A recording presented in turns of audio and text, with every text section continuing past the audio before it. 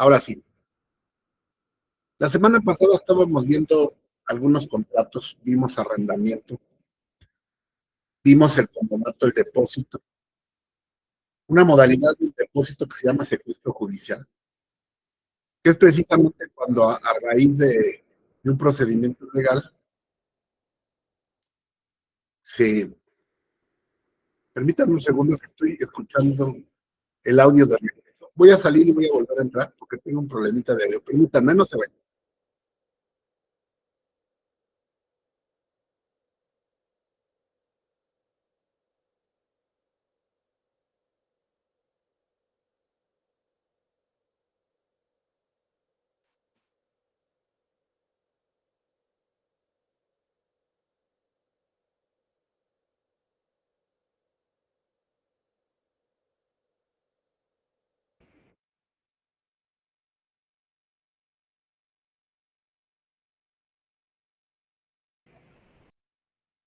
A ver, aquí estoy. Creo que ahora sí. Hola, hola. Escucha bien, doctor. ¿Ya se escucha bien? ¿Sí? Ah, ok. Gracias. Permítanme un segundo, ¿eh?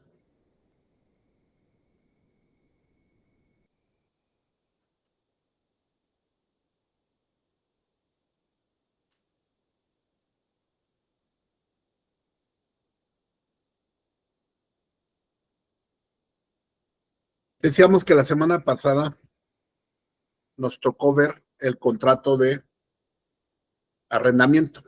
Vamos a clasificar rápido. Nos faltó clasificar los contratos que habíamos revisado. El contrato, primero el de arrendamiento. El contrato de arrendamiento es bilateral porque ambas partes se obligan recíprocamente, tienen derechos y obligaciones recíprocos.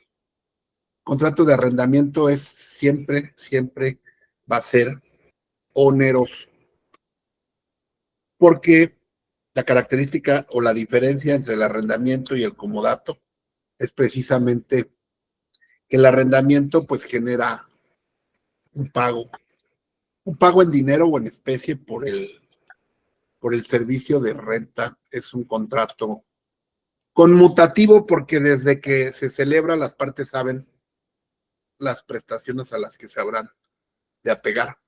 Es un contrato consensual, se perfecciona por el mero consentimiento, aunque no se haga por escrito. Esto no quiere decir que esté recomendando que se rente sin papel, porque si no hay papel, pues seguramente va a haber problemas posteriormente. Siempre necesita haber un documento para que haya seguridad. Sin embargo, pues es posible celebrar un contrato de arrendamiento de manera oral. El problema será después acreditarlo y para eso existe una figura que se llama los medios preparatorios a juicio, donde se cita a la persona que ocupa un inmueble para que bajo protesta de decir verdad se le interrogue sobre la calidad de su tenencia o posesión y ahí nos diga en qué carácter se encuentra en ese inmueble. Si tienes suerte y te dice que está rentando, pues ya podrás ejercer una rescisión de arrendamiento. Si te dice que compró, pues enderezarás una reivindicación. En fin, pero no hay necesidad de eso cuando se hace un contrato, de preferencia siempre por escrito. Pero la gente nos va a caer con que pues yo le renté porque era mi compadre y yo confiaba mucho en él y éramos cuates. Entonces va a haber que acreditar en qué carácter está la persona ahí cuando veamos los procesos especiales civiles, los especiales, ahí vamos a ver. Los medios preparatorios. Es un contrato consensual, se perfecciona por el mero consentimiento, aunque pues debe constar por escrito de preferencia.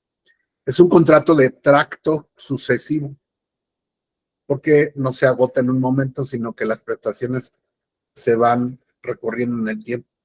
Es un contrato principal, no necesita de ningún otro para existir, pero sí tiene algunos accesorios, como pueden ser un contrato de fianza. El fiador de un arrendamiento es la persona que responde en caso de que el arrendatario no cumpla con el pago de la renta o que cause algún daño al inmueble. pero el arrendamiento en sí mismo es principal, no es accesorio. No es intuito personal porque no atiende a la calidad de la persona ni está dado en base a eso.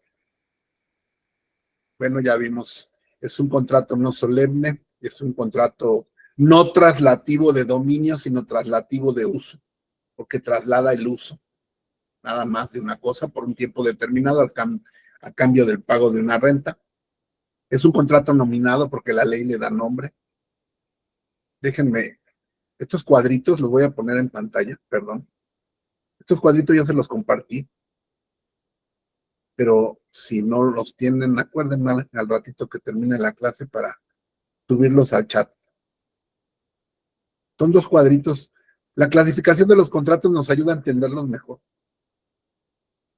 Nosotros ya sabemos lo que son, ya los estudiamos, entonces ya los podemos clasificar. Es un contrato, dijimos, de tracto sucesivo, es un contrato consensual, basta con el consentimiento para que se perfeccione. Es un contrato de libre discusión, puede ser de adhesión también.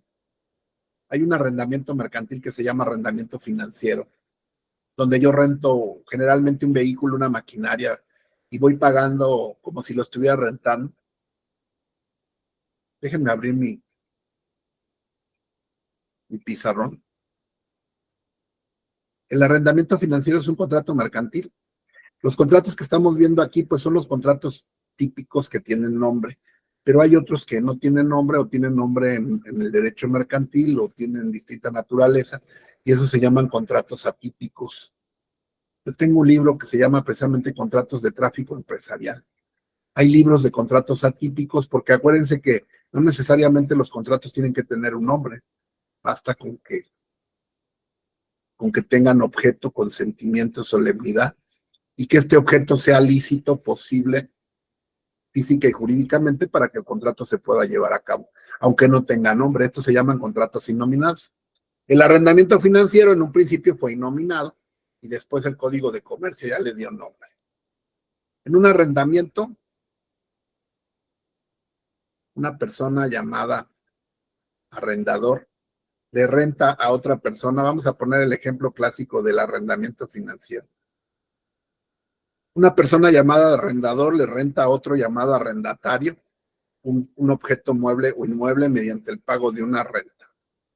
El arrendatario va a rentar o va a utilizar ese vehículo por el tiempo establecido en el contrato de arrendamiento mediante el pago de una cantidad, o en dinero o en especie.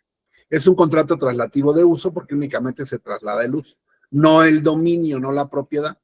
Este es un arrendamiento simple de un vehículo, como cuando alguien pues va a algún estado de la República y renta un coche por un día, 2 días. No tiene ningún derecho sobre el vehículo, solo paga una cantidad por el tiempo que lo vaya a utilizar, con todas las obligaciones que se deriven de ese contrato, que es un contrato llamado de adhesión. ¿Por qué? Porque, bueno, pues uno llega al aeropuerto y ahí están las empresas que te rentan vehículos y tú, pues no vas a celebrar cláusulas ni vas a debatir. Simplemente presentas tu tarjeta de crédito, preguntas cuánto cuesta la renta por día, firmas un contrato, te hacen a un voucher.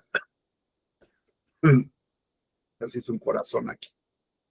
Firmas un voucher y ese sería un contrato de adhesión. El arrendamiento financiero, hay una empresa que se llama arrendadora financiera que aparentemente te va a rentar el carro. Te va a rentar el carro porque te gusta 36 meses. Y te va a cobrar una renta pues bastante alta, ¿verdad? A lo mejor 10,000 pesos. De tal manera que por los 36 meses a 10,000 pesos mensual van a ser 360,000 pesos. En el arrendamiento financiero tú tienes la opción a comprarlo. Cuando terminan los 36 meses, tú te venden el carro. Te dan una factura, ¿verdad? Y te lo venden en $1, por ejemplo. Porque las rentas te la toman a cuenta del precio. ¿Por qué hacen esto? Bueno, porque si tú dejas de pagar cualquiera de esas 36 mensualidades, te van a quitar el coche y no tienes derecho a recuperar nada de lo que hayas adelantado. ¿Por qué?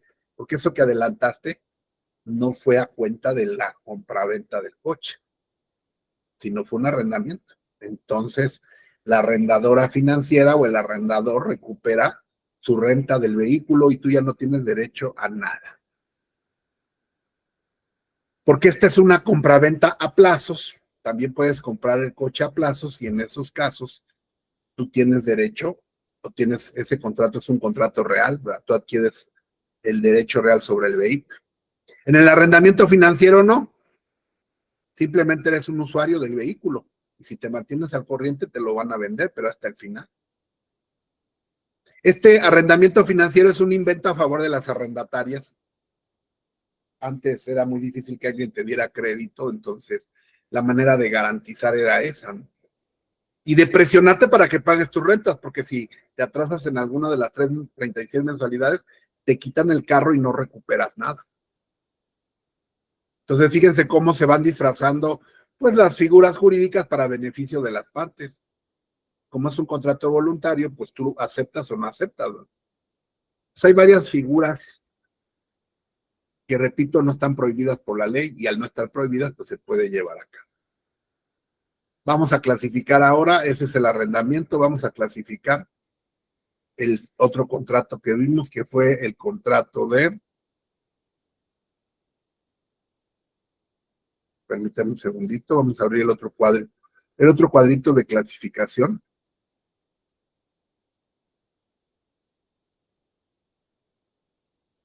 Después vimos el contrato de comodato. El comodato es igual que un arrendamiento, pero sin pago de renta. Entonces, abriendo nuestro cuadro de clasificación, va a quedar clasificado de esta manera. El comodato o préstamo gratuito de uso es un contrato bilateral porque ambas partes tienen derechos y obligaciones. Es gratuito en oposición a oneroso. No puede ser oneroso, porque si fuera oneroso sería arrendamiento. Entonces, siempre será gratuito. Es conmutativo porque las partes desde el inicio, desde su celebración, saben a lo que se comprometen. Es consensual, también se perfecciona por el mero consentimiento, aunque lo más recomendable es hacerlo por escrito. Es de tracto sucesivo porque se va agotando en el tiempo y se sujeta a un plazo o término. Es un contrato principal también que puede tener una fianza o garantía accesoria. En el caso del arrendamiento financiero, pues la tarjeta de crédito respalda o te piden un inmueble para darte. Una casa también pueden dártela en arrendamiento financiero. Verdaderamente, pues es un robo porque el coche te lo vienen vendiendo a 3 veces lo que vale. Pero bueno, la gente no tendría el dinero para comprarlo en efectivo y entonces se le hace fácil decir, bueno, pues lo voy a pagar. Como cuando compras en Electra, ¿no? Compras a plazos. Eso es poquito, ¿no? 500 pesos al mes o a la semana es poquito, pero cuando te das cuenta que son 24 años, pues dices, no, es una locura porque te sale 20 veces el valor de la cosa, que cuando la acabas de pagar ya ni sirve, ya ni vale nada. Pero esas son las trampas del crédito. Y finalmente son contratos que se firman y aquí hay que cumplir. Es un contrato, bueno, el comodato puede ser intuito personae porque pues no a cualquiera le prestas de manera gratuita una cosa, ¿va? Tiene que ser alguien por algún motivo en especial, pero también puede ser no intuito personae. Es un contrato, ya dijimos, bilateral, gratuito, no solemne. Es un contrato principal, nominado porque la ley le da un nombre. Es un contrato de tracto sucesivo, es un contrato consensual. Generalmente es un contrato de libre discusión. Es un contrato individual y es un contrato conmutativo. Vamos con el siguiente que vimos que fue el depósito. El depósito es un contrato mediante el cual una persona llamada depositante le encarga a otra una cosa, al otro llamado, el depositario le encarga el depositante le encarga al depositario una cosa para devolvérsela después de un tiempo mediante el cobro de una renta, devolviéndole la misma cosa. Es como, a diferencia del mutuo, en el mutuo tú prestas dinero, pero no lo guardan en una caja. Te lo ponen, lo prestan y entonces después te lo devuelven. tú no recibes la misma cosa, sino recibes otra de la misma especie y calidad. En el depósito no. En el depósito tú vas y depositas un objeto o dinero o bienes y te van a devolver esa misma cosa. Como las cajas de seguridad que hay en los bancos donde tú rentas una caja y ahí metes tus cosas de valor. También cuando se hace un embargo, hablamos del secuestro judicial civil. No lo vayan a confundir con el secuestro penal. El secuestro o depósito judicial es un contrato mediante el cual una persona es nombrada por las partes o por el juez o por el secretario como depositario de un bien litigioso. Están en un juicio, hacen un embargo. La cosa que se embarga no pasa automáticamente a propiedad del actor o acreedor, sino que hay que correr todo un juicio para que se pueda rematar. Durante el tiempo que se va a rematar queda en depósito en poder de una persona llamada depositario, que puede ser el mismo deudor o puede ser el mismo actor. Ese depósito se llama secuestro judicial y obliga a las partes que son nombradas como depositarias en términos de ley a no usar ni disponer de esa cosa porque eso es un delito. Entonces es un contrato bilateral, el depósito es un contrato generalmente oneroso. Cuando es judicial es gratuito, a menos de que se cobren gastos por el almacenaje porque la cosa sea de difícil conservación. Depende de cada caso en concreto, es un contrato conmutativo, es un contrato consensual y también puede ser formal. Cuando es secuestro judicial es formal. Acuérdense que el depósito es lo mismo que el secuestro, nada más que el depósito es de común acuerdo y el secuestro es por medio de un litigio. Recuerdo a una compañera que cuando éramos estudiantes entró a trabajar al despacho de abogados, a un despacho de abogados, y en ese despacho embargaron un camión repartidor de agua. Y entonces ella fue con los abogados y entonces a ella la nombraron depositaria del camión. Le dijeron, préstame tu INE. Ella ni siquiera sabía nada, ¿no? Prestó su INE, firmó como depositario. Los abogados se llevaron el camión. Y en vez de irlo a guardar, porque también los acreedores, los que demandaron, se dedicaban a la venta del agua, fue una demanda de empresa contra empresa, empezaron a utilizar el camión y eso está prohibido.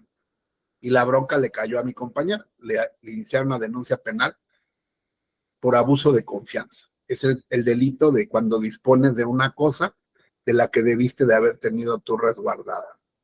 Y ni siquiera sabía cuando ya estaban girando la orden de aprehensión por esa situación y era simplemente un estudiante que prestó su credencial, pero no sabía en qué lío la estaban metiendo. Son las cosas que le pasan a uno a veces, pues hay que tener cuidado también. Porque cualquier papel que firmes o cualquier cosa que haces, pues te puedes meter en un problema. Entonces, los abogados se les hace muy fácil, fírmale aquí, hazle allá, y luego te cae la bronca. Pero pues tienes que aprenderle, también le tienes que entrar, nada más que ahí pues habría que ver. Bueno, también vimos el mandato, nos quedamos en el mandato es un contrato bilateral, mandante y mandatario tienen deberes recíprocos, es el contrato mediante el cual una persona llamada mandante le encarga al mandatario ciertos actos jurídicos mediante el pago de una cantidad de dinero. Es el contrato que celebramos nosotros. El mandato con representación es el que conocemos como el poder. Puede ser que en el mismo poder notarial venga el mandato o puede ser que haya un mandato y el poder es parte del mandato.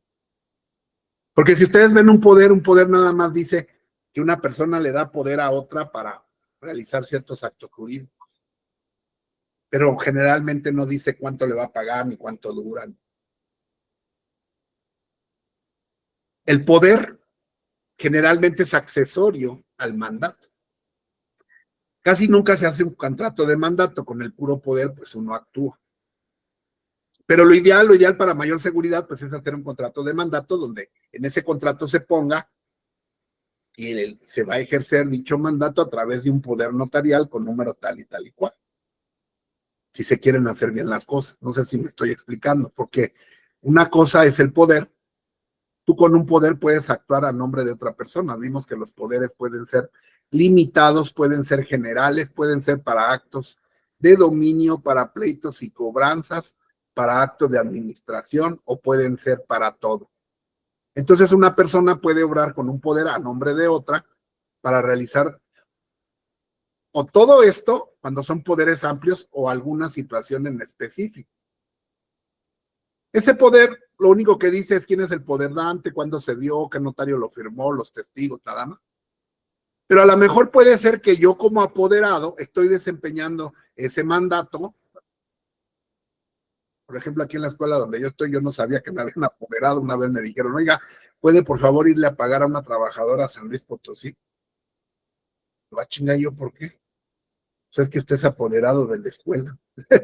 A mí ni me preguntaron, porque el poder dante va al notario y emite un poder a tu favor. Pero ese poder a mí no me obliga porque yo no he aceptado nada. Simplemente, pues como no había nada malo, pues fui e hice uso, ¿no? La escuela me tuvo confianza y me dio el poder para poder representar a la escuela, pero yo no le estoy cobrando nada por esa representación. En caso de que me quieran exigir algo, no me pueden exigir nada porque yo no tengo ningún contrato donde diga que soy el abogado de la escuela y que voy a llevar todos los asuntos jurídicos y que me van a pagar una cantidad mensual o iguala, ¿verdad? Y que yo tengo que representar a la escuela en todos los actos jurídicos. Para eso se necesitaría un contrato de mandato que respalde al poder notarial que tengo. Pero yo no tengo ese contrato, ¿por qué? Porque la escuela no me contrató como abogado, simplemente me apoderó para poderles hacer como quien dice el paro en algunas situaciones. Entonces mucha gente confunde porque al haber un poder, pues sí, es lógico que hay un mandato, ¿no? Pero son dos cosas distintas. Para mayor seguridad yo tengo que tener ese mandato donde diga, bueno, yo te apoderé para tal fines, con tal situación, y en caso de un pleito o algo, pues que la escuela me puede exigir o yo les puedo exigir a ellos, ¿no? Por ahí de una mano levantada, adelante. Buenas noches, maestro. Buenas noches. Tengo una duda referente al poder que usted menciona. Por ejemplo, si alguien tiene un poder, ¿eso le permite a él o a la persona poder rentar? Si estuviéramos hablando de un poder de alguna casa o algún terreno. Hay que ver, por eso debemos de estudiar y leer el poder. Ese poder, cuando tú vas a contratar como inquilina o vas a comprar esa casa o lo que sea, y te llega alguien con un poder, pues tú como abogado de la persona que va a contratar, tienes que revisar ese poder, tienes que ver que ese poder esté vigente, que sea real, que no sea un hechizo, que ese poder, que la persona que apoderó al que va a contratar contigo esté viva, que ese poder no ha sido revocado, tienes que ir al notario o a la notaría a checar si está vigente. Y luego lo tienes que leer y en ese poder debe decir para qué están autorizando a esa persona. Si ese poder es para pleitos y cobranzas, no te puede rentar, porque el poder para pleitos y cobranzas es para llevar juicios o asuntos. Vuelvo a explicar que hay tres tipos de poderes. Hay tres tipos de poderes para actos de administración, para pleitos y cobranzas y para actos de dominio. Entonces el poder puede darse de manera limitada o de manera ilimitada. El dueño de Televisa cuando se iba a morir le dio a su hijo un poder ilimitado. Entonces el hijo puede hacer todo, administrar, vender, comprar, pelear, todo. Pero si yo voy a contratar a un abogado que solamente me va a llevar un asunto, pues se lo voy a limitar y le voy a decir al notario que le ponga, este poder es únicamente para que el abogado me represente en el juicio número tal, que se lleva a cabo en el juzgado número tal, únicamente, nada más, para pleitos y cobranzas. Entonces, si este abogado llega y me quiere rentar un inmueble, ¿podrá hacerlo? No, porque no está apoderado para rentar, solamente está apoderado para pleitos y cobranzas. Por eso hay que revisar el poder. El poder te dice cuáles son los alcances o los límites para llevarlo a cabo. No sé si me expliqué. Sí, muchas gracias, maestro. Tenemos que leerlo bien, son escrituras que hay que leerlas Cuando te demandan con un poder, cuando vas a contratar, tienes que estudiar, tienes que investigar ese poder, tienes que ver si está vigente y sobre todo, no sé si estuviste presente la clase pasada, pero esto está en el código aquí precisamente, en los artículos 2546, está todo eso, ¿verdad? Del 2546 en adelante.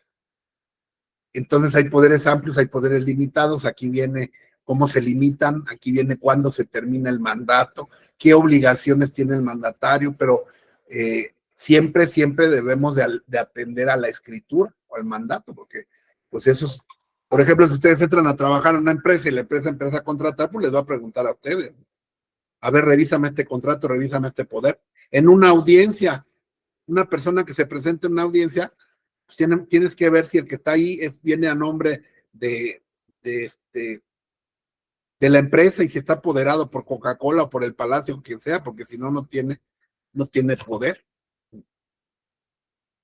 Eso veíamos la semana pasada, entonces, y vuelvo a repetir, una cosa es el poder y otra es el mandato. Casi siempre un poder representa un mandato, pero en mi caso, repito, como yo no soy el abogado, ni estoy llevando los asuntos ni nada, pues no.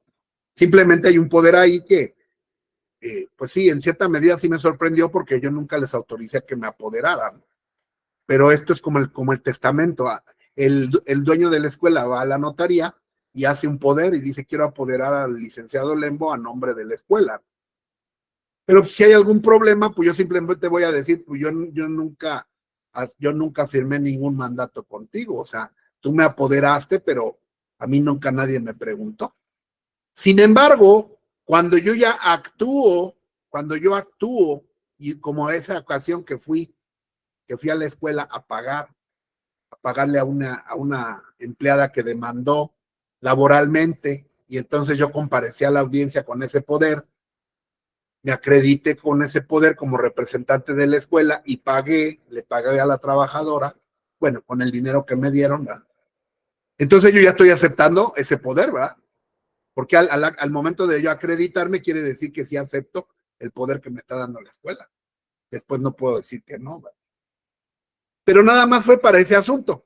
Ya no, nunca más me han llamado, pero sigue existiendo ese poder. Pero ese poder nada más es para pleitos y cobranzas, no es para actos de dominio. Yo no puedo vender las acciones de la escuela, ni los bienes de la escuela, ni puedo administrar la escuela, solamente es para cuando tengan un problema yo pueda ir a las audiencias. Entonces son dos cosas distintas, pero son muy parecidas. También el notario o el corredor que te hace el poder, también él puede. Ya en casos muy extremos de que ustedes lleven asuntos muy delicados, pues le tienen que pedir al notario o al corredor público que haga a la par del poder, que haga el contrato de mandato, que el contrato de mandato es accesorio al poder. Hay mandato con representación y mandato sin representación.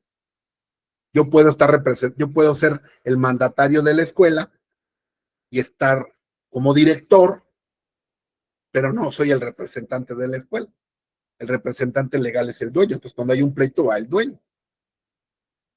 Cada caso es distinto, depende lo que el cliente pida. Porque es un contrato, vuelvo a decirles el principio de autonomía de la voluntad, las partes contratan libremente. El contrato de mandato, entonces, y para que haya un mejor entendimiento, ustedes me tienen que apoyar con la lectura de los artículos. Yo les doy las bases y ustedes tienen que leer para que aquí si hay duda, como ahorita está ocurriendo, pues la resolvamos con mucho gusto. El contrato de mandato es bilateral, es oneroso, porque generalmente, pues tú cuando vas a llevar un asunto cobras.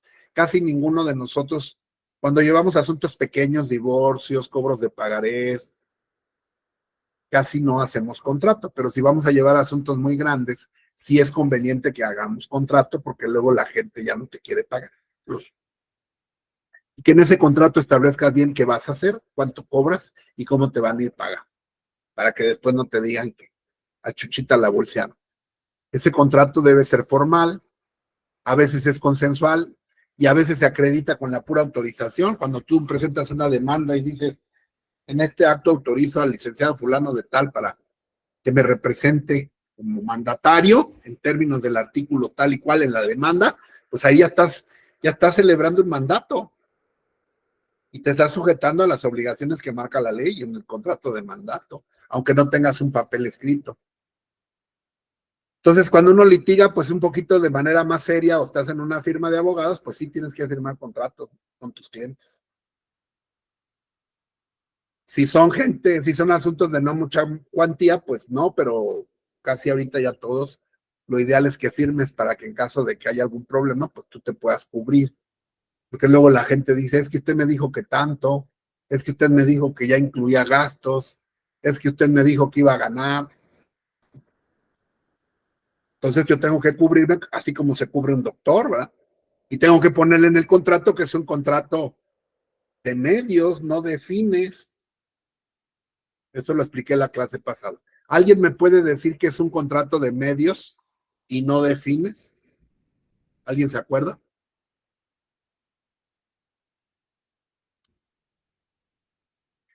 Contrato de medios y no de fines.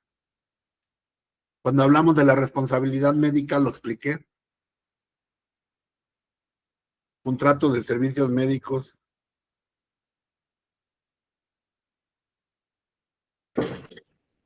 Doctor, Sí, adelante, doctor. es el de fines es donde le das el apoyo y la asesoría en este caso, pero no hay un compromiso objetivo de ganar el asunto, sino se hace se puede decir la estrategia y ya dependerá en este caso de la albedría de los jueces del bienestar, que se van a ir a su inteligencia artificial porque no creo que tengan la capacidad. Eso Sí. es lo que recuerdo, Así doctor. es. Muy bien, Lalito, muy bien. Ese es el contrato llamado de medios. ¿Por qué? Porque yo le estoy vendiendo a la gente los medios para solucionar su problema, más no me estoy comprometiendo a una finalidad. ¿Por qué? Porque no depende de mí. Si yo ahorita a Eduardo le vendo mi celular, es un contrato de fines. ¿Por qué? Porque se lo tengo que entregar y aquí está, el teléfono existe. Entonces ahí yo no puedo decir, no, es que no quedamos en eso. Pero si yo le llevo un asunto o soy su doctor y lo opero, yo no voy a garantizar cómo va a quedar, si va a vivir o no va a vivir, si se va a curar o no se va a curar, o si va a quedar bien la cirugía o no. Porque yo lo único que me comprometo es proporcionar todos mis conocimientos y todos los medios necesarios para que todo salga bien. Pero no depende de mi voluntad, sino depende de otros aspectos. Y en un asunto también es lo mismo. Yo no me comprometo a ganarlo, aunque muchos abogados de manera verbal sí lo hacen y engañan a la gente y le dicen, yo sí se lo gano y no, bueno, cada quien sabe, ¿no? Cómo lleva el asunto, pero pues no se puede garantizar porque nunca sabes qué pueda pasar, ¿no? Y entonces la gente después te va a exigir y te va a decir, usted me dijo que le iba a ganar, ahora regréseme el dinero. Y por ejemplo, un doctor pues nunca va a regresar el dinero aunque se muera el paciente, porque el doctor proporcionó los medios, no garantizó los fines. Hay contratos que no pueden garantizar el resultado. Hay otros que, pues sí, ¿verdad? Si yo te voy a rentar mi casa, pues ahí está mi casa y te la rento y se acabó, ¿no? El contrato de compraventa de Esperanza, donde se renta una tierra para que tú la cultives, también es un contrato de medios. Yo te doy la tierra, yo te rento la tierra para que la cultives, pero yo no sé si se vaya a caer una tromba como las que están cayendo y se echa a perder la cosecha, y entonces yo no respondo. Por eso existe ese contrato aleatorio, porque ahí ambas partes pierden en razón de que nunca se puede garantizar si se va a obtener una cosecha o no. Al 100% no, porque no depende de tu voluntad. Si dependiera de tu voluntad, entonces es un contrato de fines. Si depende de un hecho aleatorio, pues es un contrato de medios. Bueno, ya quedó claro. Entonces estábamos viendo que el mandato pues es un contrato también de medios. Tú les vas a dar tus medios, tu conocimiento, pero no te vas a comprometer a algo porque después no puedes hacerlo por la naturaleza misma del contrato. Y si lo haces, pues te van a demandar eso como un fraude probablemente, ¿no? Contrato de prestación de servicio. Estos contratos de prestación de servicios que están en el Código Civil, la materia de prestación de servicios profesionales civil, la tenemos que distinguir de la cuestión laboral. En el en la ley, pero permítanme tantito, déjenme, bueno, ya clasificamos, ya, ¿verdad? Ya quedó, ok, sí, seguimos acá. Perdone, aquí está. La prestación de servicios profesionales civil se diferencia de la Ley Federal del Trabajo porque un trabajador es una persona que presta sus servicios de manera subordinada a un patrón mediante el pago de un salario. La Ley Federal del Trabajo define lo que es un trabajador. Por ejemplo, voy otra vez, perdón que me ponga de ejemplo, pero hoy el ejemplo soy yo. En la escuela donde yo trabajo, yo doy clase de doctorado y maestría los viernes y sábados. Nada más. El viernes doy 4 horas y el sábado 4 horas. Entonces, yo no soy trabajador porque no estoy ahí toda la semana de 8 a 4 de la tarde, que son 8 horas diarias. No estoy subordinado al patrón porque el patrón no me da órdenes, simplemente me dice, pues ahí está su clase. Soy un prestador de servicios. Sin embargo, había otras escuelas donde nos conocimos, como por ejemplo el Unitec, donde yo ya era el director. Entonces yo cumplí un horario de lunes a viernes, de tales a tales horas, tenía yo seguro social y hacía yo las cosas que me encargaba mi director general. Entonces ahí ya soy un trabajador con seguro social y todos los derechos que marca la Ley Federal del Trabajo. Pero también es posible contratar servicios profesionales sin que sea tu trabajador. Hay gente que trata de ocultar los contratos laborales bajo el esquema civil y te dice, no, es que ¿para qué? Para que no generes derechos, porque aquí no generas derechos laborales. Con la prestación de servicios profesionales yo no tengo seguro, yo no tengo liquidación, yo no tengo antigüedad, vacaciones, nada. Porque simplemente soy un abogado que da clases de manera privada a través del pago de un recibo por el régimen que se llama honorarios. No soy asimilado a salarios. Asimilado a salarios es que me pagan un salario, ¿no? Pero aquí no. Cuando hay clase me dan y cuando no, no. Y yo doy un recibo porque estoy prestando un servicio. Entonces, ustedes si llevan un asunto de una persona que está privada de la libertad, un divorcio, o tienen su despacho, sus clientes no van a ser sus patrones. Son personas que los contratan a ustedes bajo una prestación de un servicio profesional, bajo un mandato. Pero ustedes no van a tener un horario, ni van a estar todos los días llevando ese asunto. También cuando vamos con un dentista, el dentista nos da un servicio profesional, pero no es nuestro trabajador. No le tenemos que dar seguro, ni aguinaldo, ni nada de esas cosas. Entonces tenemos que ir a la Ley Federal del Trabajo. Aquí tenemos grandes laboralistas, como mi querido amigo, hay 2 o 3, ¿verdad? Muy, muy buenos laboralistas que nos pueden explicar eso, porque hay personas hay empresas que te contratan como si fueras un particular, pero en realidad te están disfrazando y eres un trabajador.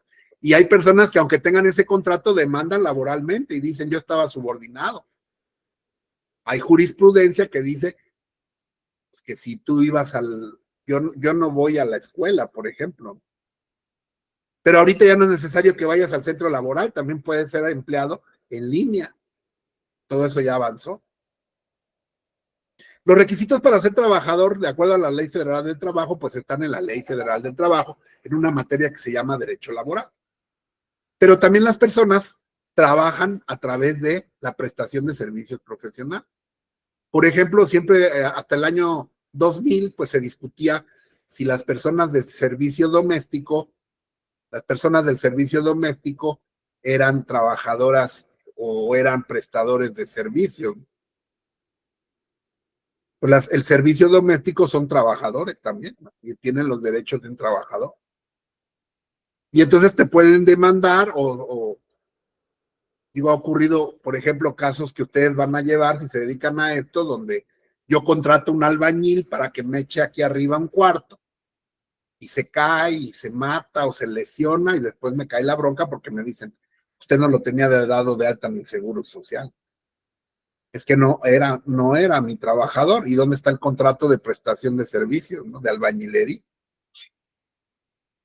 Cosa contraria que si yo contrato con una empresa de albañilería, pues yo firmo un contrato donde me van a hacer un cuarto y la empresa que me mande el albañil es la que asume el riesgo porque esa es la que lo contrata.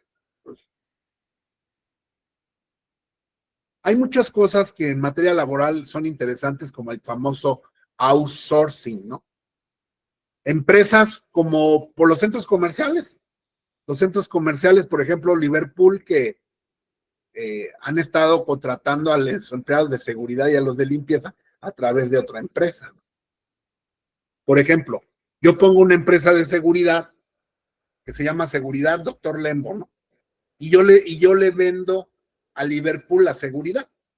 Entonces todos los policías que yo mande de seguridad privada son mis trabajadores de Lembo y asociados, no del seguro, no del Liverpool.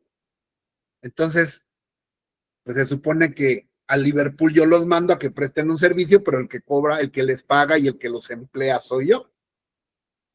Total que cuando al policía lo corren, el policía demanda a Liverpool y demanda a Lembo.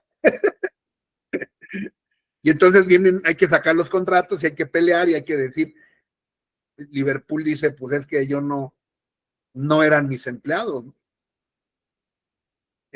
Yo contraté la prestación de servicios de limpieza o los servicios de seguridad.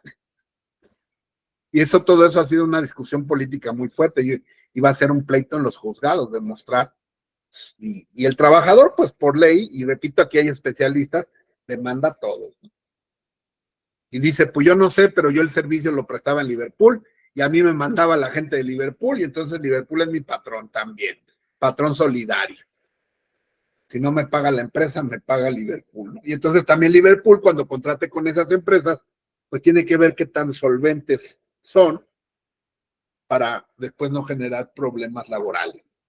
Bueno, entonces en la prestación de servicios profesionales, cuando son de naturaleza civil, se fijan tanto las actividades como los honorarios, se fijan de común acuerdo, se llaman honorarios, no se llama salario. El que presta el servicio se llama profesionista. El que ocupa tu servicio se llama dueño del asunto o dueño del negocio. Los honorarios se fijan libremente. Tú no vas a ser empleado ni estás a su servicio todo el día. Si se necesita título para la actividad que vas a realizar, tú eres el responsable de tener ese título.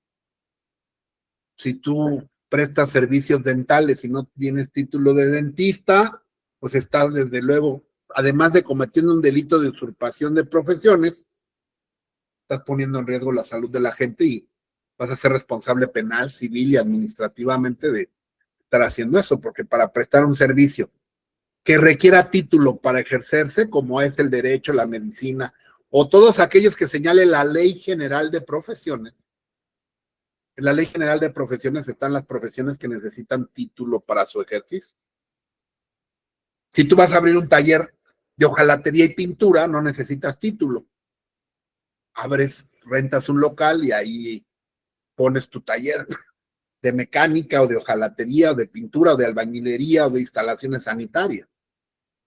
Y estás prestando un servicio que no es profesional, pero es un servicio y también te vas a regir por un contrato privado.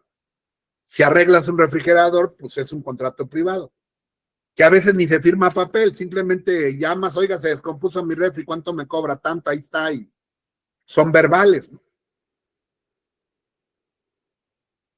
Entonces todo eso se tiene que pactar, cuánto vas a cobrar, cuánto va a durar, y si son profesionistas, pues hacerlo por escrito. No nada más los abogados, hay todo tipo de profesionistas. Yo tengo un contador que mes con mes me hace la contabilidad y no tenemos un contrato escrito, pero de manera verbal, desde hace 10 años, mes con mes yo le pago una cantidad, le pido recibos, me manda, estamos verbalmente así, ¿no? Pero en dado caso, el contrato sí existe, nada más que no lo hemos hecho así porque pues creo que no es tan grande lo que yo manejo como pago de impuestos y eso para tener que hacer un contrato. Pero si fuera yo una empresa que manejo varios miles, pues entonces sí, mejor me lo traigo como empleado y lo contrato como empleado, o si lo voy a contratar como firma de despacho de contadores, hacemos un contrato para que al rato no me responda de lo que yo le estoy pagando, ¿verdad? Y qué tal si le doy el dinero para pagar los impuestos y ocurre como ha ocurrido que no los pagan.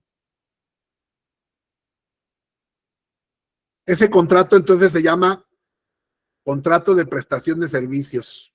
Pueden ser profesionales o no profesionales, se rige por el derecho civil. Lo principal es que tenemos que diferenciarlo del derecho laboral, porque en el contrato de prestación de servicios, el profesionista o profesor o prestador de servicios le presta sus servicios a otro que se llama cliente o dueño del asunto, mediante un precio determinado y es sin ser su trabajador. Ese contrato de prestación de servicios es un contrato bilateral, oneroso, puede ser verbal, es un contrato principal, nominado, de tracto sucesivo, porque yo le voy a prestar un servicio, o puede ser instantáneo, ¿no?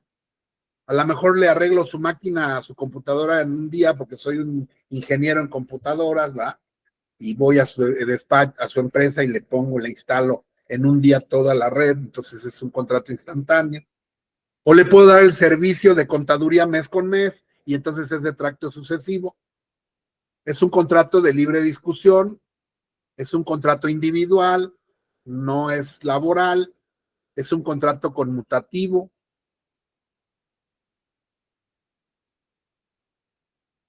Es un contrato, déjenme abrir el otro cuadro.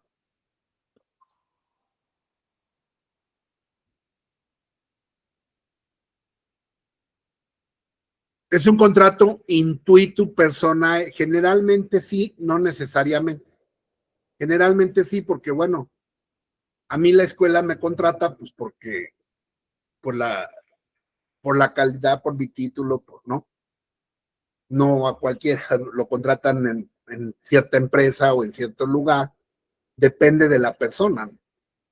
También aquí nos iríamos, por ejemplo, a la materia, también nos vamos a la materia autoral, ¿no? Los contratos de representación artística para los artistas que cantan en los espectáculos, en los palenques, en la televisión, todos esos firman contratos. Y pues muchos dirán, es que no es una actividad profesional, bueno, pero finalmente es un servicio, ¿no? Yo voy a ir a cantar, es un servicio, y ese contrato sí está nominado, está en la Ley Federal del Trabajo. En la Ley Federal del Trabajo hay varios contratos que tienen nombre, o están en la Ley de Derechos de Autor, contrato de edición de obra.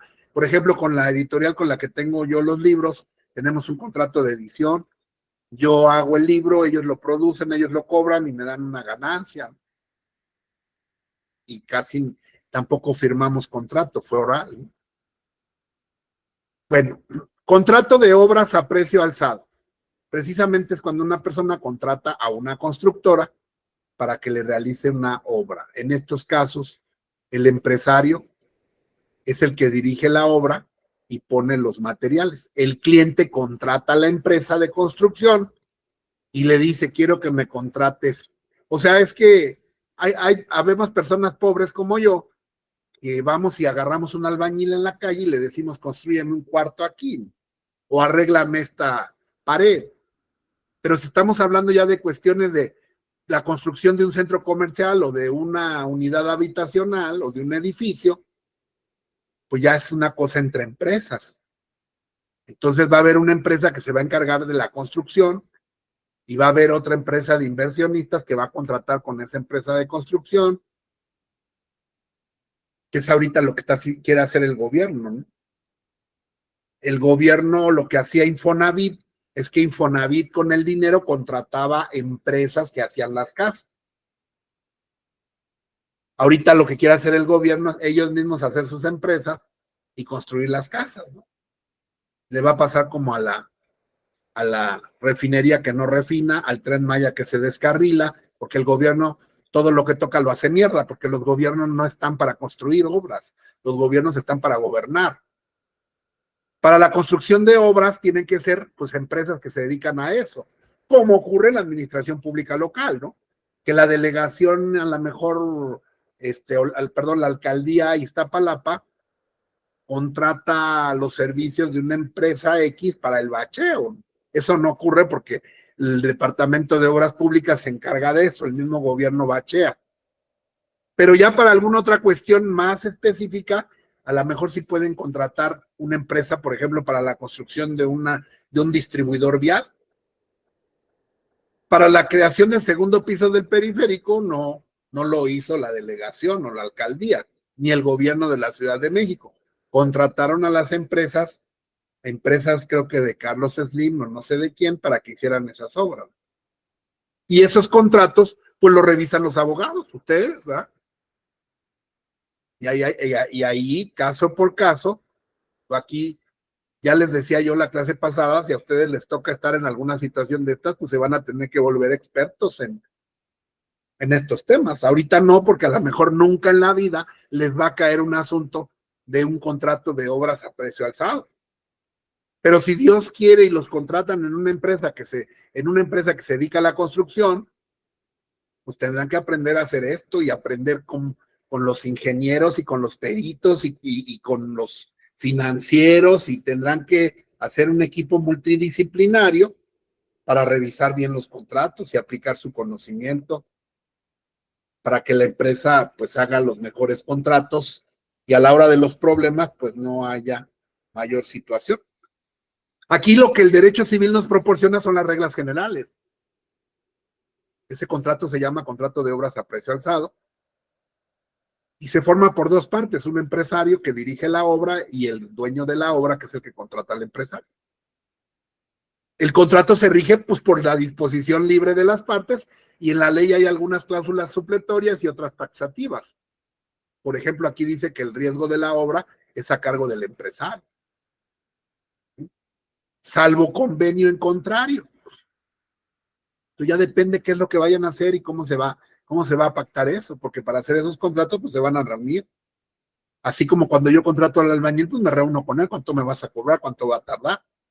Así también a nivel macro, pues te reúnes con la empresa y dices cuánto me vas a cobrar y vamos a hacerlo por escrito en documentos, ¿no?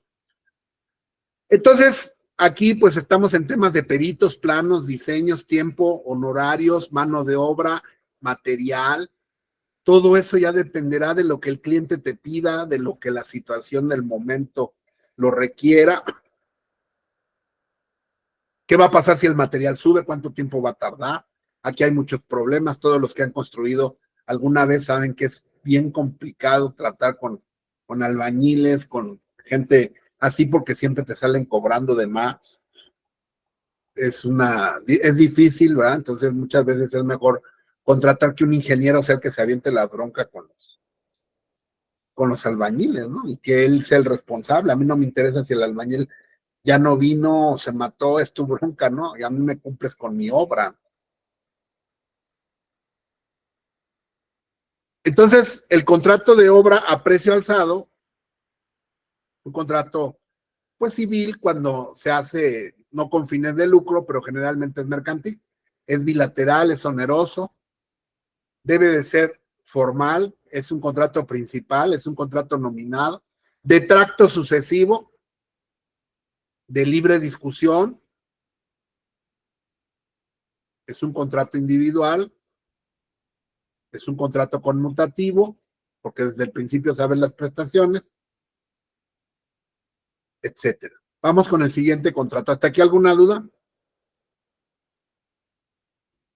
Ninguna, maestro. Gracias.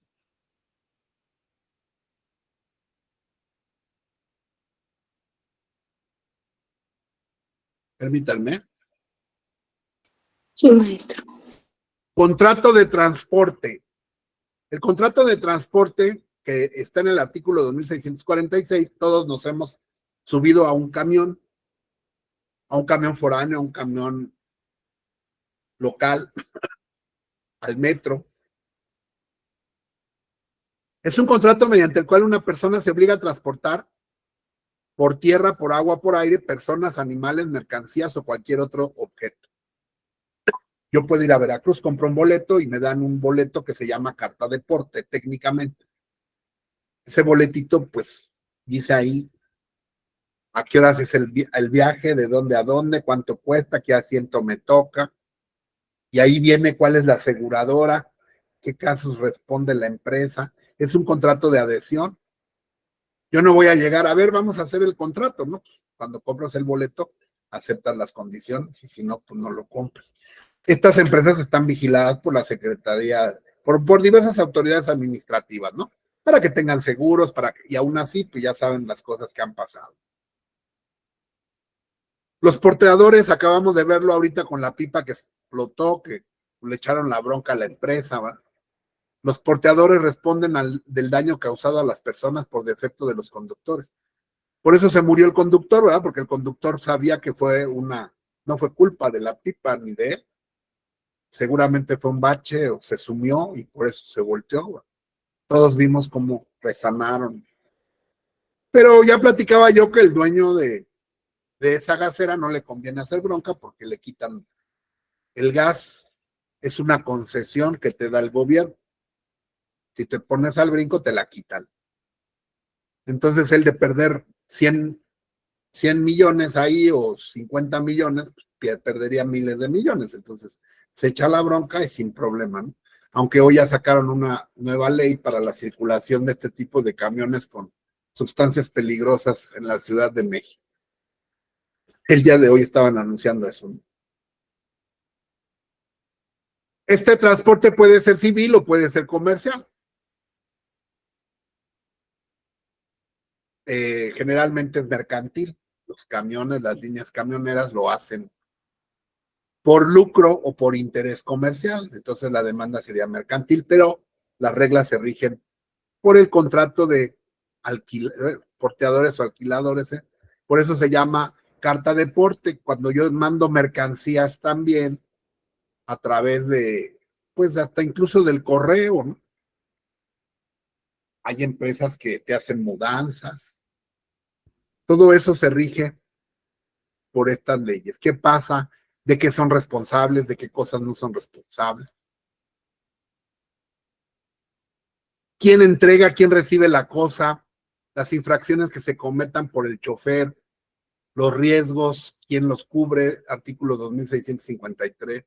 Obvio, los pasajeros no son responsables de lo que haga el chofer. Más sí el chofer y la empresa de lo que pueda ocurrir, pues con la integridad y la seguridad de los pasajeros. Por ejemplo, detalles importantes que ustedes habrán de leer. El 2655 dice: las personas transportadas no tienen derecho para exigir aceleración o retardo en el viaje, ni alteración alguna en la ruta, ni en las detenciones o paradas, cuando estos actos estén marcados por el reglamento respectivo o por el contrato.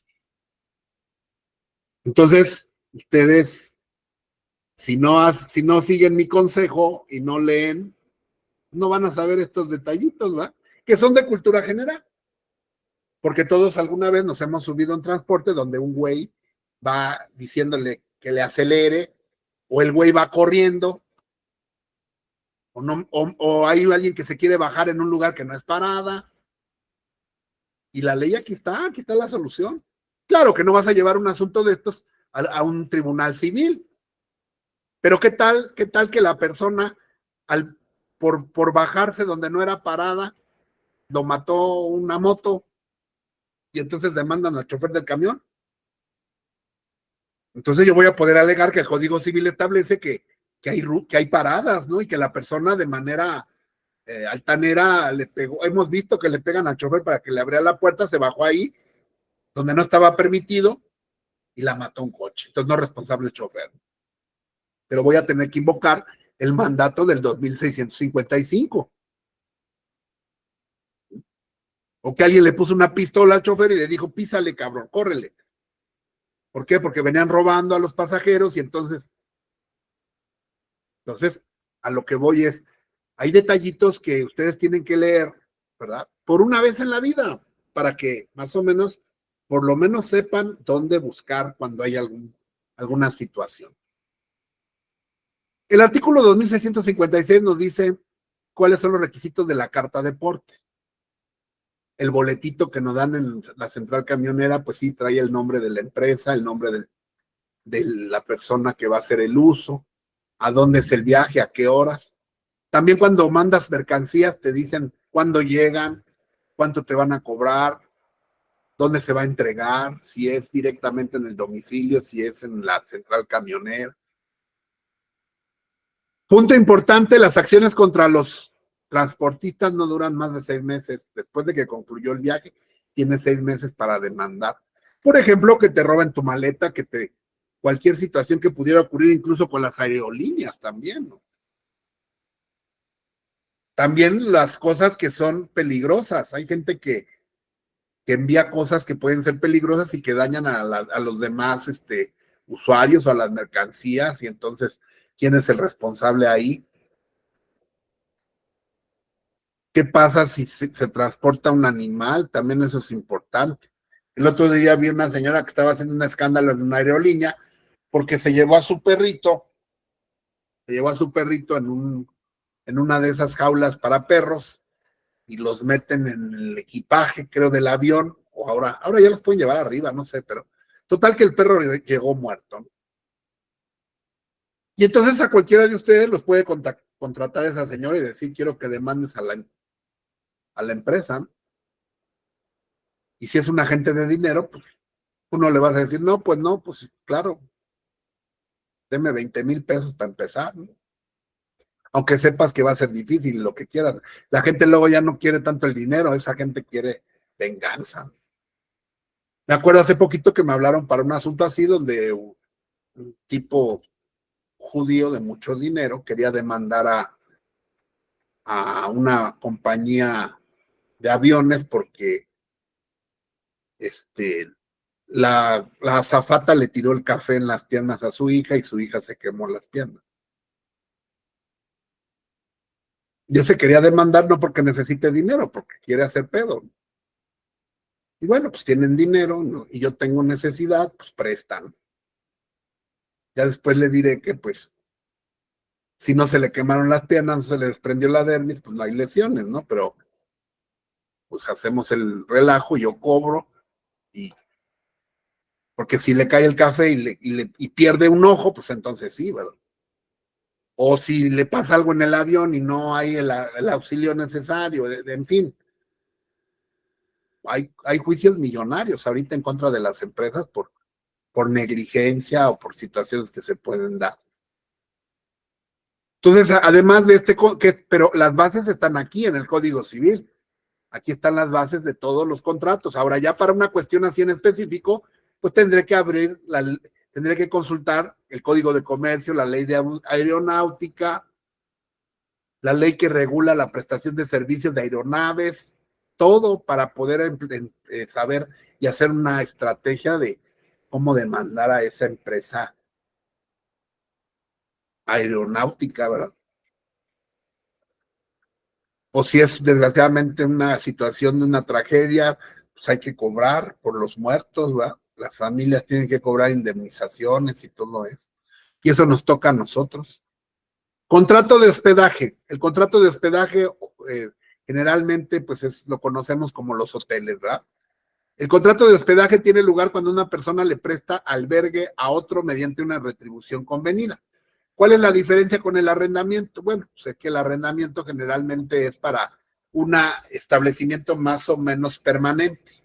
El hospedaje es pues por cuestiones turísticas, por menos tiempo, pero finalmente es un arrendamiento. Pero bueno, cuando tú rentas una casa, pues la casa no tiene los muebles, no te van a hacer la cama ni nada, ¿no? Tú rentas la casa y ahí te cambias. Pero si tú rentas en un hotel, pues el hotel te da pues diversos servicios, ¿verdad? Como son los de limpieza, los de alimentos, los de albercas y todo eso. Eso ya se regula por el contrato de hospedaje.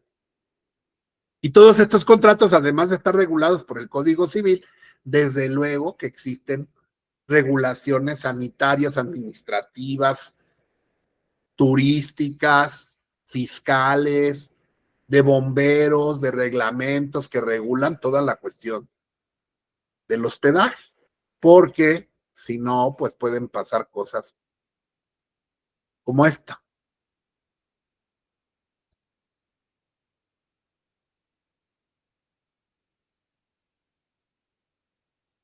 Y esto lo llevó un abogado y pues se ganaron millones de pesos aquí.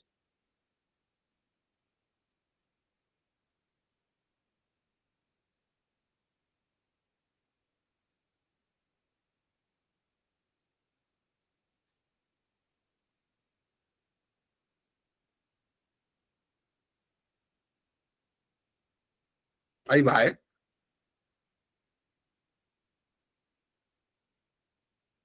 El Hotel Maya Palace de Acapulco pagará 30 millones de pesos para indemnizar a los padres de un joven que falleció electrocutado en sus instalaciones en 2010.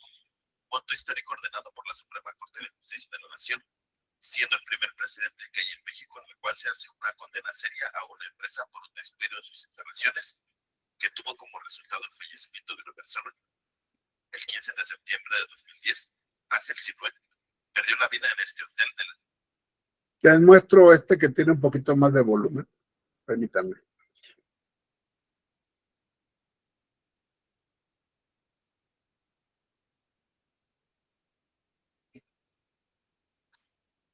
El Hotel Mayan Palace del puerto de Acapulco fue condenado a pagar una indemnización de 30 millones de pesos por la muerte de un huésped electrocutado, que es un precedente disuasivo que sentó la primera sala de la Suprema Corte para ampliar el derecho de daños. Es el primer precedente que hay en México en el cual se hace una condena seria a una empresa por un descuido en sus instalaciones que tuvo como resultado el fallecimiento.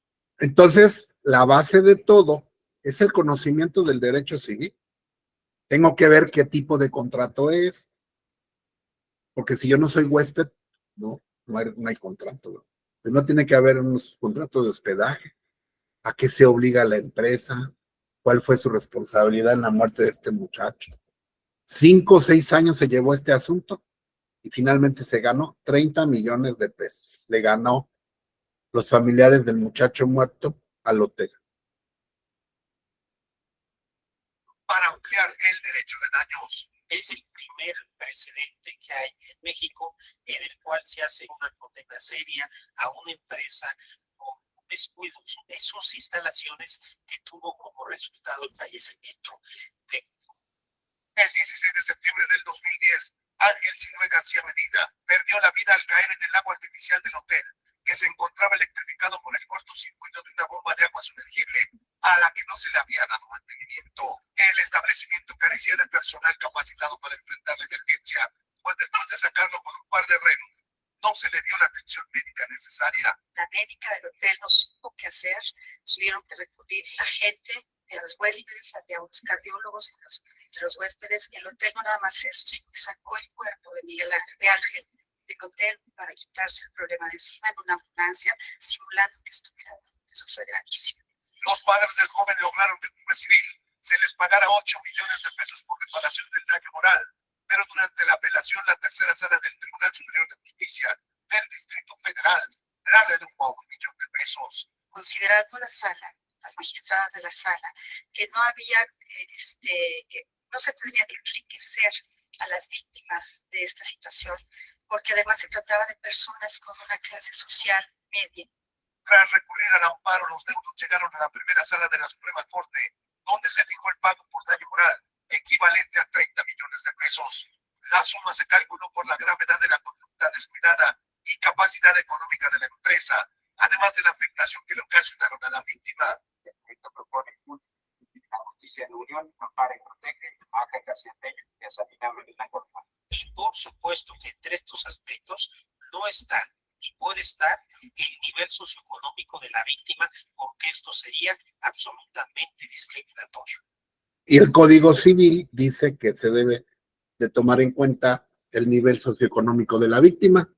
Y entonces los magistrados de aquella época, que todavía eran magistrados que sabían, o ministros como este señor, que después fue un traidor, pero era muy brillante, él fue el artífice de la reforma del 2011, pues precisamente dice ese artículo es inconstitucional. El artículo 1918 del Código Civil, que nosotros ya lo revisamos, responsabilidad objetiva. Entonces lo que hicieron las jueces fue decir, es que 8 millones es mucho. ¿Por qué? Porque el niño era de clase media. Y la Suprema Corte dijo, ¿cómo que es mucho? O sea que un niño de clase media vale más que uno de clase alta. Y fue cuando la subió a 30 millones de pesos. Pero hay que saber todo eso argumentar. Fueron 8 años y ahorita al ratito les voy a subir la sentencia de este asunto para que la revisen. Obviamente ya si te metes en un asunto así, pues te vas a volver experto y tienes que aventarte 3, 4, 5 días investigando todo. Contratos, la ley de Acapulco. De hecho, una alumna mía llevó este asunto penal allá. Ahí tengo hasta su foto de ella conmigo.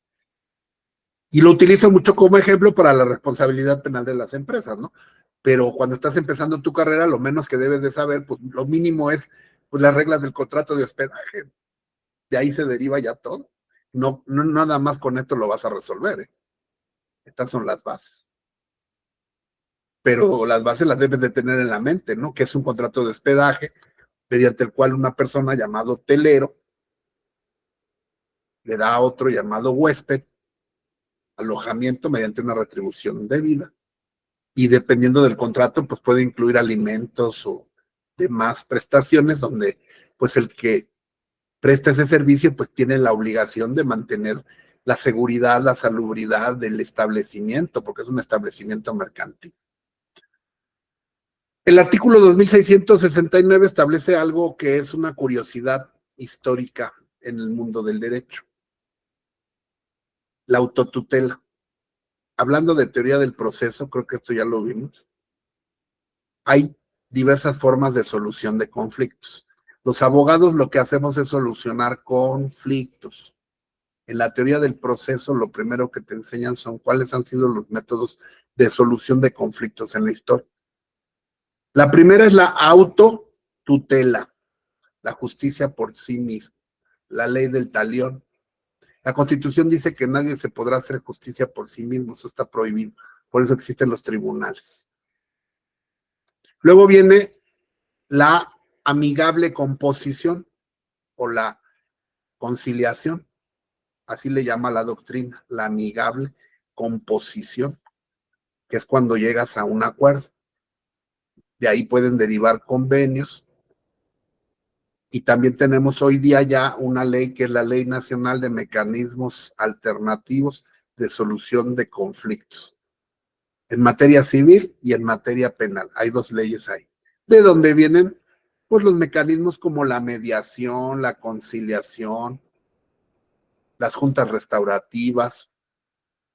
También tenemos el arbitraje como forma de solución, pero bueno, es donde las partes voluntariamente y de común acuerdo solucionan su conflicto, porque es posible, la ley lo permite, mediante la aceptación de responsabilidades y pago de daños respectivos.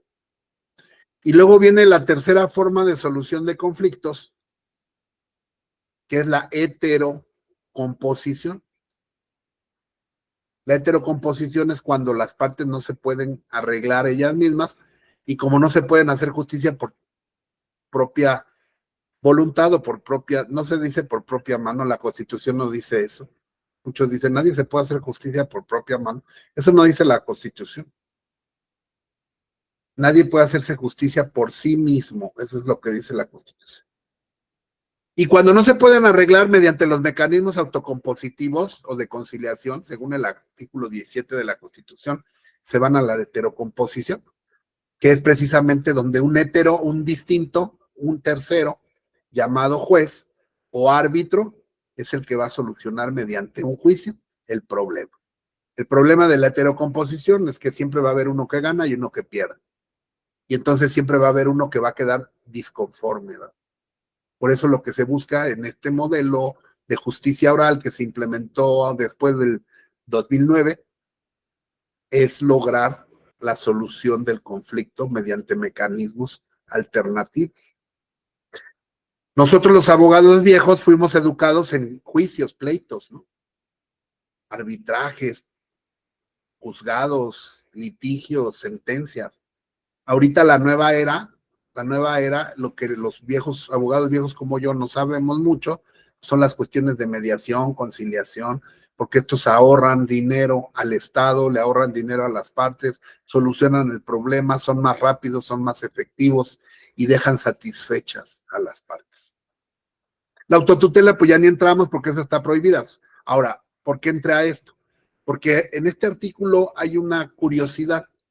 Hay algunas formas de autotutela que están permitidas. Una es la legítima defensa. La legítima defensa es, tú puedes autoprotegerte, pero no es una venganza, no hacerte justicia, sino que tú puedes repeler una agresión injusta, inmediata, real, en perjuicio de tus bienes jurídicos de manera proporcional. Es muy difícil, ¿verdad?, que haya legítima defensa, pero el Estado te permite defenderte, ¿no?, en un caso así. Esa es una forma de autotutela, que el Estado en ese momento, y dada la premura de la agresión, pues no está disponible y entonces te permite a ti que te autotuteles, ¿no? Pero hay otro muy interesante que está aquí, y ese cuando estudiamos la doctrina, esos librotes que ahora ya nadie los compra ni los lee, pues ahí estudiábamos estas figuras. Se llama la retención de equipajes. ¿Alguien alcanza a leerla? Le voy a subir un poquito para que me haga favor. ¿Qué dice el contrato de hospedaje respecto a la retención de equipajes? ¿No? ¿Sí la ven? Adelante. Sí, ¿Me apoya? Los equipajes de los pasajeros responden preferentemente del importe del hospedaje. A ese efecto, los dueños de los establecimientos donde se hospeden podrán retenerlos en prenda hasta que obtengan el Ay, pago. perdón. Sí, del adeudado. Entonces, gracias, Lalo. Está interesante porque es una forma de tutela que se llama retención de equipajes. No necesitas demandar, ni el dueño del hotel les puede retener sus maletas. No te voy a entregar las maletas si no me pagan. Lo cual ya no es muy común que se vea, ¿no? ¿Por qué? Porque ahorita, antes de entrar al hotel, te cobran. Lo que sí puede ocurrir es que causes algún daño o alguna situación y entonces, pues, dada el huésped se va, es de otra entidad, de otro estado, de otro país, ¿cómo te va a pagar? Entonces la ley considera que tú puedes retenerle de manera forzosa, quitarle su equipaje y que de ahí responda de los daños. También habría que ver si el equipaje va a poder servir para reparar el daño, porque si trae calzones sucios, no van a alcanzar para la tele de plasma que rompió, ¿verdad? Entonces, por eso algunos hoteles de mucha clase te piden una tarjeta de crédito como garantía o una cantidad de dinero para que en caso de que armes algún desperfecto, de ahí se cobren. Si quieres ocupar y entrar al hotel, tienes que tener tarjeta, si no, no entras, o tienes que dejar una cantidad de garantía para evitar esto. Pero es importante que lo conozcamos, pues, por cultura general, porque antes no había tarjetas de crédito, antes no había tantas cosas con las que se puede garantizar. Ahorita ya cuando te metes a un hotel, pues ya está pagado, porque ya lo pagaste. Antes no, antes era así como en el programa del Chavo del Ocho, ¿no? Que a la salida se pagaba o a la entrada. Y entonces por eso existe este artículo de retención de equipajes. Hay otro que se llama también derecho de echazón. Ese también es una forma de autotutela. Y otra también que vimos que son la destrucción de animales bravíos. Lo vimos cuando vimos obligaciones. Dice el Código Civil que cualquier persona puede matar a un animal cuando el animal sea bravío y ponga en riesgo la vida de una persona. Es una forma también de estado de necesidad.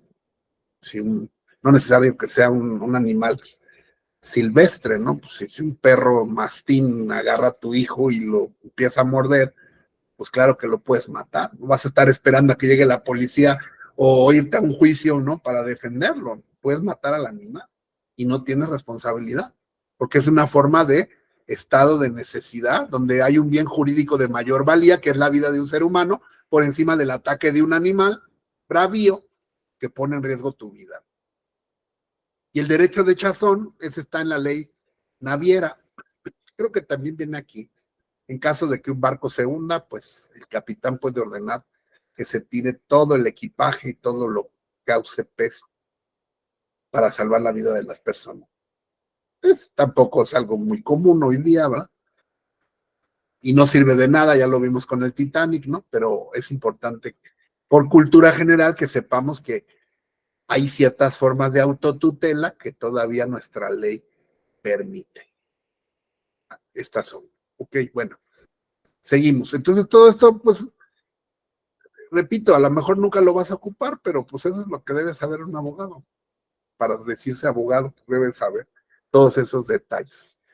Porque ojalá y supiéramos qué nos va a tocar y qué asuntos nos van a tocar o a qué nos vamos a dedicar, y entonces ya nomás estudiaría yo eso. ¿Para qué más? Pero los que están empezando nunca saben a dónde se los va a llevar la vida, si al civil, al penal. Uno siempre termina donde menos se lo espera. Asociaciones y sociedades. Bueno, este contrato de hospedaje, pues, ya ustedes lo pueden clasificar. Ya aprendimos a clasificar. Déjenme borrar el pizarrón, porque ahorita lo voy a necesitar. Vienen los llamados contratos asociativos o de sociedad. Los contratos asociativos son contratos mediante los cuales las personas físicas unen sus capitales, sus esfuerzos, sus conocimientos, su trabajo. Son los contratos más antiguos que tienen su origen en la tribu. Las tribus se empiezan a juntar o la gente se empieza a juntar precisamente porque en conjunto pueden hacer cosas que de manera individual, ¿no?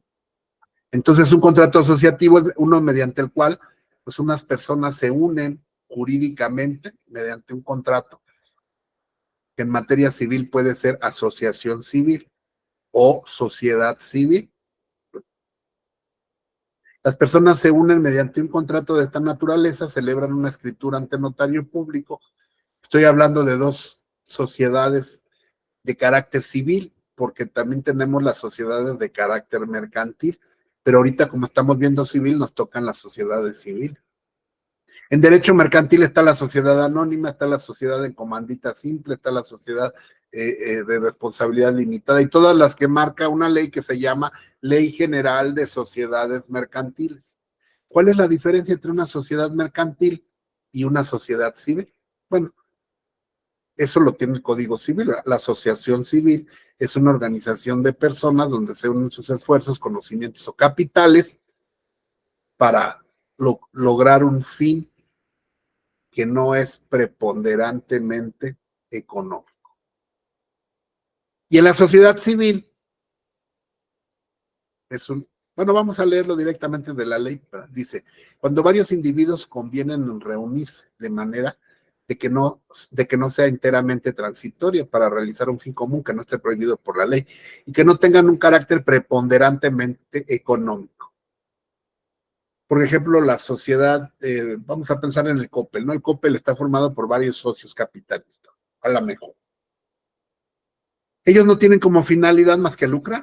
Ese es un carácter económico, por lo tanto Coppel y el Palacio de Hierro, Liverpool, todas esas pues son empresas mercantiles que no entrarían desde el rubro de asociaciones o sociedades civiles.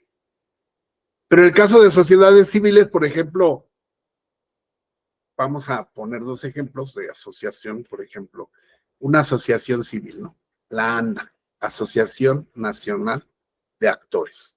Y también está la ANDI, Asociación Nacional de Intérpretes. De lo que se encarga la ANDA y la ANDI es proteger los derechos de los actores y de los intérpretes, cobrando regalías, defendiéndolos ante las instancias legales.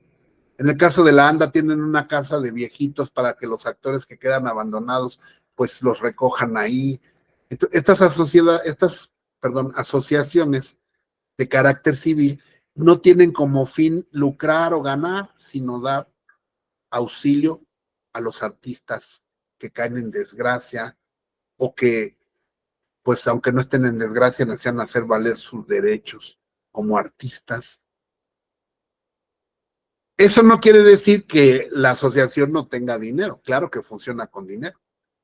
Una asociación civil pues, es como los Rotarios, ¿verdad? Los Rotarios son asociaciones civiles sin fines lucrativos, pero con fines altruistas. Pero eso no quiere decir que no tengan dinero. Los miembros dan cuotas, dan dinero.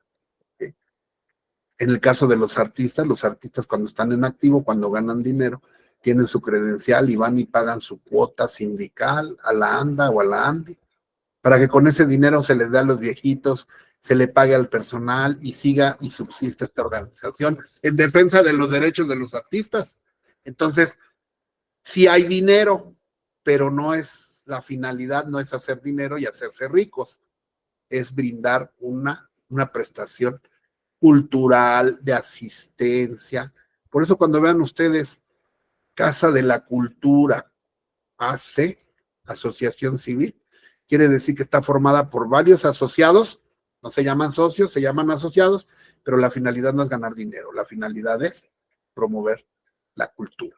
Eso no quiere decir que no tengan dinero, pero no es lucro, como una empresa, como una línea de aviones, como una línea hotelera cuya finalidad es una sociedad anónima que busca lucrar, ¿no? Aquí no. Ahora, una sociedad civil, la sociedad civil, que es otra de las formas de organización civil, y que están contenidas aquí, porque primero habla de los contratos asociativos, se llaman asociados, luego ya viene la sociedad, ¿no? Contratos de sociedad, los socios combinan sus recursos para un fin común, de carácter preponderantemente económico, pero no, que no constituye una especulación comercial. Esa es la sociedad civil. En la asociación civil el fin no es económico, el fin principal, el objeto de la sociedad es otro, totalmente distinto. Asociación de Ciegos de México, Asociación de Niños Abandonados o Niños de la Calle, Asociación contra las Adicciones. Pero la sociedad civil sí tiene un fin económico, pero ese fin económico no es preponderante, o sea, no es el lucro por el lucro. Y aquí es donde caen, por ejemplo, nosotros los abogados. Si ustedes se juntan con otros abogados, ¿verdad? Y ponen una firma de abogados, entonces van a encontrar que hay firmas de abogados que dicen López García, por ejemplo, ¿no? López y García, SC. Contadores asociados, SC. Porque ellos no buscan el, entre comillas, ¿verdad? El lucro por el lucro. Tienen una finalidad económica porque sí cobran por sus servicios, pero prestan servicios profesionales de carácter civil. Pero no se dedican a la especulación comercial, ¿por qué? Porque no son comerciantes, son profesionistas. Entonces los dentistas no podrían formar una asociación civil a menos que sea una asociación protección de los dentistas caídos en desgracia.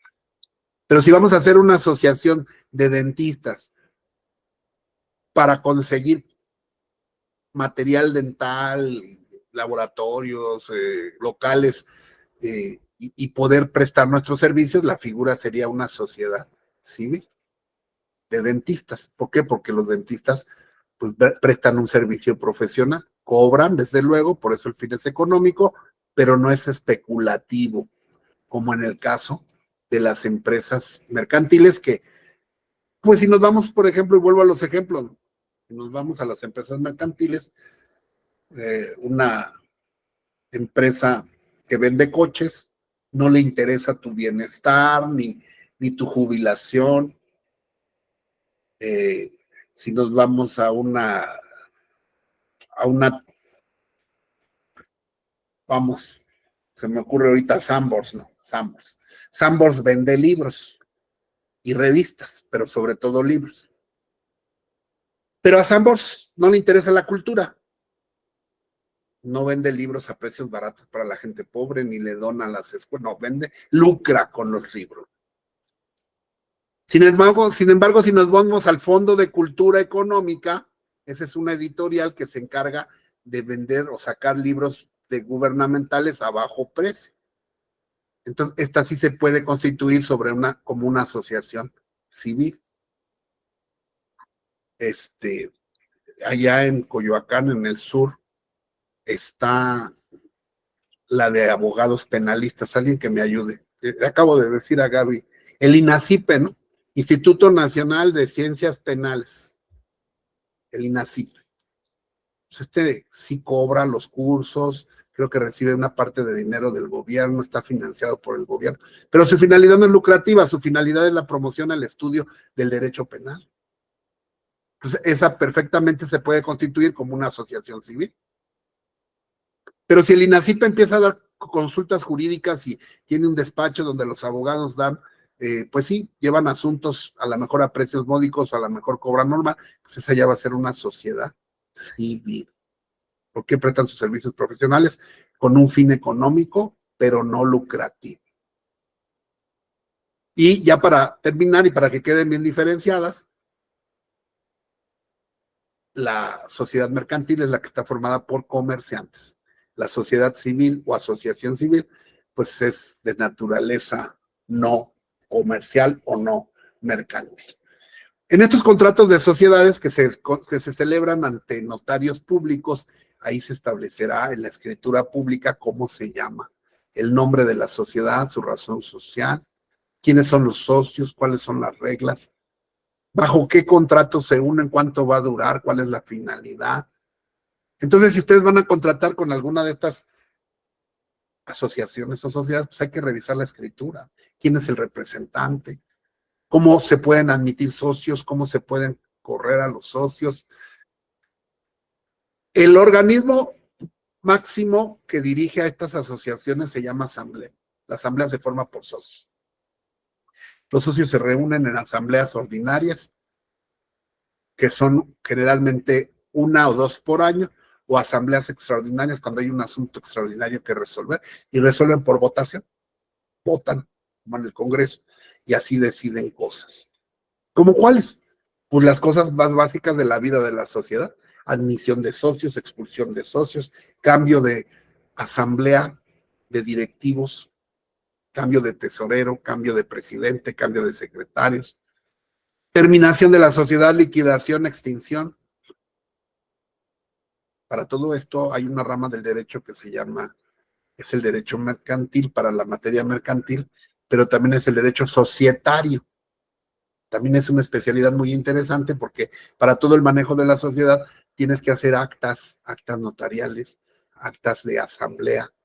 ¿Por qué? Porque no puedes tomar decisiones de manera arbitraria porque no nada más hay una persona, son varios socios. Entonces las decisiones que se tomen tienen que ser en sociedad, se tienen que hacer asambleas, se tiene que convocar a las asambleas de manera válida, llamarlos para que voten y tomen decisiones. De tal manera que aquí va a haber mucha bronca porque ya cuando se unen, pues todos contentos y felices, pero ya cuando la vaca empieza a producir dinero, empiezan los problemas. Yo, en mi experiencia personal, tengo un tío de mi papá que puso una papelera, que creo que es la papelera La Santa María La Ribera. Ahí empezó con una oficinita y vamos a vender papelería. Y le dijo, en las borracheras le dijo a los cuñados, vénganse, miren, vamos a hacer la empresa. Pero ¿cómo crees? Y se los trajo. Pues luego estos canijos lo corrieron ahí. ¿Por qué? Porque se volvió tan poderosa la empresa, estos se pusieron de acuerdo y en la asamblea, obviamente, ellos con mayoría de votos decidieron la expulsión de este. Entonces, imagínense, así es de injusta la cosa, ¿no? Este fue el que empezó el negocio, el que impidió. Es una de esas papeleras gigantes, de esas grandísimas que están unas enfrente de los juzgados de niños héroes, ahí están las oficinas. Y ahora este pobrecito de mi tía, ya anda, pobre, ya sin chanclas y sin nada, por andar de buena gente. Entonces, imagínense las broncas que se dan en la sociedad. Entonces son pleitos que hay que llevarlos a juzgados civiles, donde hay que pelear, ¿verdad? Que si lo van a expulsar, que si no repartieron las ganancias, que si se están robando el dinero, que como en toda sociedad. Ustedes lo vivirán o ya lo vivieron en las graduaciones. Cuando se va a hacer la graduación, se junta una lana, la maneja el tesorero y casi siempre en el 99.9% de los casos se chingan el dinero y todo el mundo queda inconforme, porque no le gustó el salón, porque no le gustó no sé qué. Pues para que me entiendan más o menos, así es la sociedad. Y es todo una rama del derecho muy lucrativa, porque aquí no estamos hablando de asuntitos ni de dineritos, sino de millones y millones de pesos, como les estoy platicando. Entonces todas las reglas están aquí.